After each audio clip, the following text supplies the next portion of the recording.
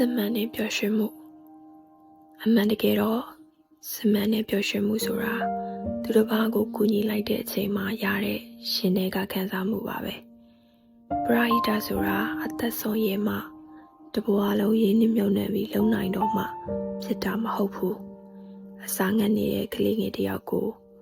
မုံတဖဲကျွေးလိုက်တာလဲပရာဟိတပဲဖြစ်တယ်လို့လမ်းမသိလို့လာမေးတဲ့သူကိုစိတ်ရှိလက်ရှိဖြေးပေးလိုက်တာလဲပရာဟိတပါပဲကျွန်တော်တို့အားလုံးမှာအချိန်ဟာအကန့်အသတ်နဲ့ပဲရှိပါတယ်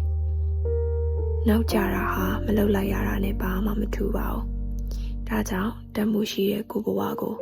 အကျိုးရှိရှိအသုံးချသွားရမယ်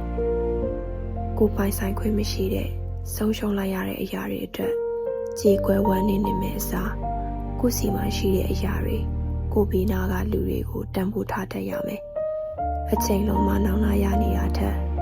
ကိုယ်ပိုင်ဆိုင်ထားတဲ့လက်ရှိအချိန်တိုင်းမှာအများအတွက်အကူအညီတွေပေးရင်ပျော်ရွှင်မှုအစစ်မှန်ကိုရှာဖွေကြဖို့လိုပါတယ်တကယ်တော့ဘဝဆိုတာတိုးတောင်းလုံးပါတယ်အကျိုးရှိတာတခုခုလုပ်ဖို့အတွက်တုံ့ဆိုင်နေဖို့အချိန်မရှိပါဘူးဒေါက်တာဖြိုတီဟာ